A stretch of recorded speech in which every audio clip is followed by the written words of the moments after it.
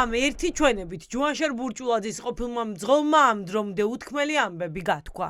გაირკვა, რომ თავდაცვის ყოფილმა მინისტრმა პოსტის დატოვების შემდეგ მისი მძღოლი, რომელიც დაცვის ფუნქციასაც ითავსებდა სამხედრო პოლიციაში, ფიქტიურად დაასაქმა. რეალურად კი ის კვლავ ბურჭულაძის ოჯახს ემსახურებოდა. მოწმემ დაადასტურა, რომ ფიქტიურად იყო გაფორმებული სხვადასხვა პოზიციაზე თავდაცვის სამინისტროში, თუმცა რეალურად არ ასრულებდა მისი ოჯახის მძღოლის პოზიციას და ასე ვთქვათ, ამ სამსახურებრივ მოვალეობას ითავსებდა. მას შემდეგ ჯუანშარ ბურჭულაძემ დატოვა თანამდებობა და დაადასტურა. სკანდალში არ ხოს თავდაცვის სამინისტროს და მოქმედ მინისტრს. კითხვები არ გიჩნდებათ ახლა მოქმედ მინისტრთან? კითხვები ირაკლი ჩიქოვანისთვის გამოძიებას ჯერ არ დაუსვამს, თუმცა ფაქტია, რომ ერთი მოწმის ჩვენებით დღეს ქართული ოცნების მმართველობის ფორმას ფარდა ეხადა. დაადასტურდა, რომ ყოფილი მინისტრის ოჯახის საქმეებზე დასაქმებული პირი სამხედრო პოლიციის თანამშრომლად იყო გაფორმებული. მოქმედი მინისტრის დაკითხვა, გამოკითხვა ან თანამშრომლების არ იგეგმება. მოქმედი მინისტრის პასუხისმგებლობას ვერ ხედავთ?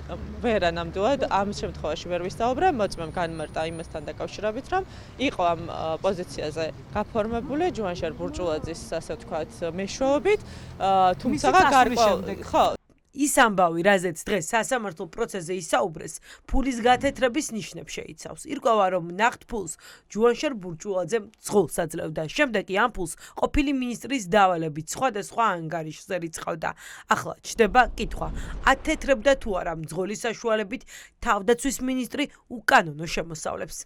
არ იყო ეს მნიშვნელოვანი ხარჯები. როგორ მილიონზე იყო საუბარი, მილიონზე მეტი თანხა დაასახელა. არც მილიონზე მეტი არ დაუსახელებია ჯერ ერთი. მეორე ეს არის 10 წელზე გათვლილი პერიოდი და ძალიან ბევრ ხალხზე, რომლებიც ჩაულე კომუნალური გადასახადები, სახლის რემონტი და ასე შემდეგ, ოდესაც ძღოლს გაატანა და ჩარიცხინა ხელოსანთან და მისი მხრიდან ხდებოდა არაერთი თანხის, ასე ვთქვათ, ჩარიცხვა, შეტანა სხვადასხვა ანგარიშებზე, მათ შორის ჯუანშარ ბურჭულაძის დავალებით, ეს თანხა დაახლოებით მილიონამდე იყო, რაც მოწმე პროცესზე დაადასტურა. ბურჭულაძის მძღოლის გარდა ჩარიცხვებზე, გადარიცხვებზე და გადაფორმებებზე დღეს სასამართლოს ბრალდებული ვასილ მხეიძის მძღოლმაც მოუყვა.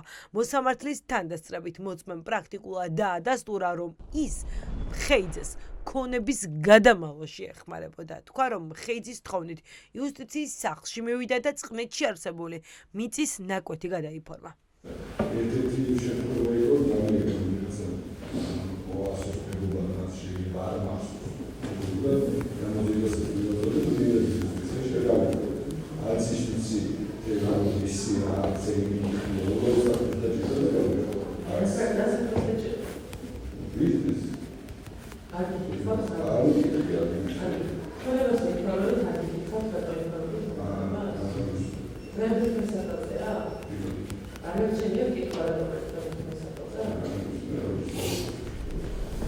არც ერთი მოწმისთვის კითხვები დღეს ადვოკატებს არ დაუსვამთ, რადგან დაცვის მხარე ამტკიცებს, რომ მძღოლების მიერ მიწოდებული ინფორმაცია ბრალდებასთან კავშირში არ არის.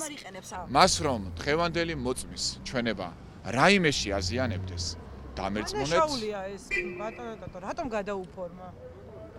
ვასილ მხეიძეს რომ არ იყო ესეთი შემთხვევა, მოწმე სხვა დროსაც ყოფილაო ესე თქვა. მოგახსენებთ. ვასილ მხეიძეს ედავებიან, რომელი დანაშაულის ჩადენა შეგახსენებთ. რომ ის დაეხმარა მაღალჩინოსნებს სახელმწიფო ქონების გაფრანგვაში. დღევანდელი მოწმის ჩვენება ბრალად წარდგენილ ქმედებასთან დაკავშირებით საერთოდ არაფერს მომცემია. მე როგორც ადვოკატი ვმუშაობ მხოლოდ იმ მიმართულებით, რა მიმართულებითაც ბრალდების დადგენილება ითვალისწინებს. მოწმეებას დღეს დაადასტურეს და რაცთან დაკავშირებითაც ბრალდების მხარეს მასთან კითხვები ჰქონდა.